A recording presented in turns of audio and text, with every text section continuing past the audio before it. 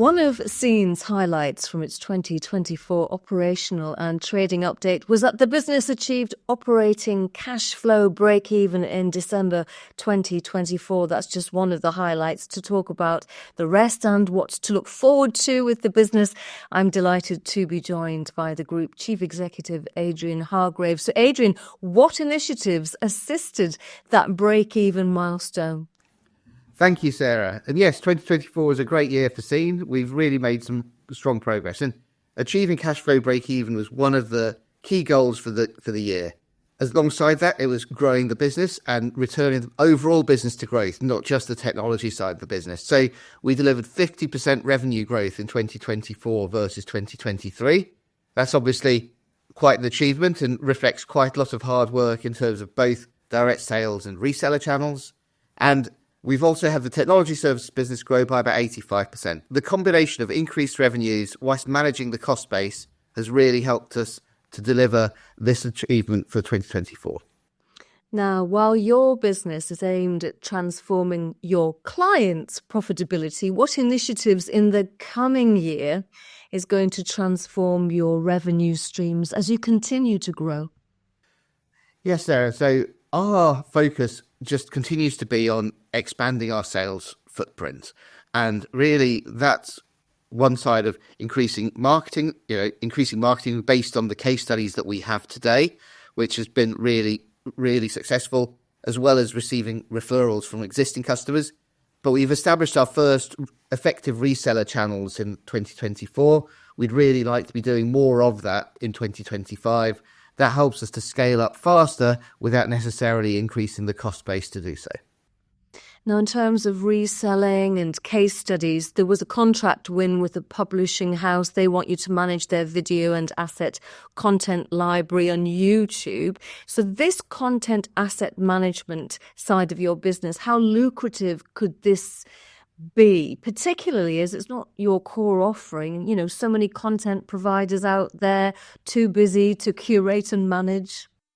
Absolutely. So the CSP, Creative Service Partner Business, or what used to be called the multi-channel network, for those who have followed us from the beginning, has always been a core part of the business, but we've always focused really on video optimization rather than managing back catalogs and back libraries. There's an opportunity there with various providers that we've discussed this opportunity with certain film studios as well, potential large video distributors, potentially even into the music space, although that requires a slightly different CMS. The potential for that is quite large, and actually we can use that to use our technology to help find other places. There's a content ID system within YouTube that we have access to that, again, not everybody does, but our technology can also help add to that, which gives us a differentiated opportunity to grow the CSP more aggressively than we have done historically. Okay, so that's sounding very exciting, and I'm anticipating, this is just me from an outsider's point of view, I'm anticipating that there's going to be lots of word of mouth referrals, particularly as you've got a greater bank of case studies. Absolutely. We've already had some of that to date. Quite a lot of the wins that we've had, especially in the sports sector in America, have been through referrals, as well as one or two business development people who've brought things in, and obviously we have salespeople who help close those.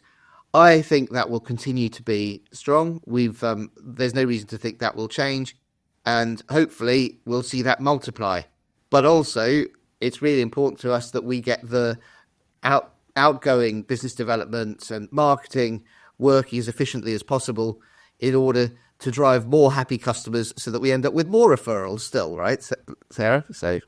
So I'm just wondering how you're going to multiply your successes. There's companies out there with complementary offerings. So are you anticipating business-to-business tie-ups, more business-to-business tie-ups, or is the way forward opportunistic acquisitions or a blend of both? We'll look at all of those, Sarah. I think to date, we've really been focused on the reseller and partnership channel as well as direct sales. And I think the partnership opportunity is actually strengthening the more that we've shown our successful numbers. Things like 9% click-through rates versus standard industry average of 2 to 3%, 33% closure rates on lead for pay-per-click campaigns, which again is well above industry norms. When you combine that with partners who have a larger or client base and are offering great digital marketing services, but not really around video, that's somewhere that we can really partner with them. And if the opportunity arises to buy somebody in that space and leverage their customer base effectively, and there's the right deal to be done, then that's something we will look to in 25 and beyond. But that's not a core part of how we have to grow. Okay, so bearing in mind your business is elastic as it flexes with advances in technology and consumer trends and client mores, how are you positioning SEEEN to grow and to make more money? We'll come back to it's all about continuing to execute on the current implementations that we have, using those case studies and marketing and joining up with reselling channels and reselling partners. That to me is the core focus. We want to grow organically. There will be places and there will be times that technology does move. We can't be static. And there will be opportunities potentially as AI commoditizes as well to buy in businesses or to partner with businesses that are struggling to make as much money as they wanted to, because we have a lever to drive monetization, whereas a lot of these historically have been more focused on how do we make the right technology. We won't, anything we do will always be accretive, but that's something that I think you'll see more and more AI companies realizing they're more commoditized than they realized. And that's an opportunity for us as well. So this is the subject of a PhD thesis, and it's at the heart of your strategy. But AI, a threat or an opportunity? We use AI as well. So we obviously view it as an opportunity rather than a threat. We're using AI at the moment to look within videos and find the best places that are going to drive emotive responses from viewers.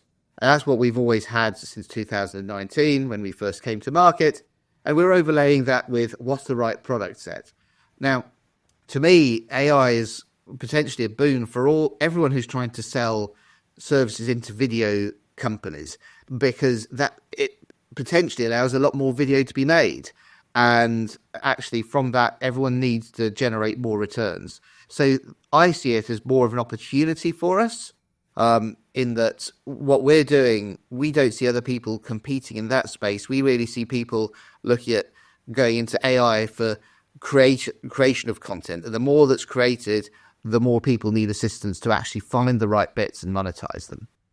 So taking all of this into consideration, what is the priority for 2025? So for 25, in many ways, more of the same. We've achieved in 24 some of our goals. There's a lot more to do. I think in 25, what you can expect to see us do, however, is win partnerships, win deals with larger, bigger names. That remains one of the key challenges and key priorities for 25. I think we have some good brands and some good people we work with in the UK and the US. But I think everybody would love to see us working with bigger clients, more referenceable names. And the more we do of that, then the easier it becomes to sell still. Lovely. And I'm sure some of them do love you as well. Adrian Hargrave, Group Chief Executive of SEEEN. Thank you very much indeed.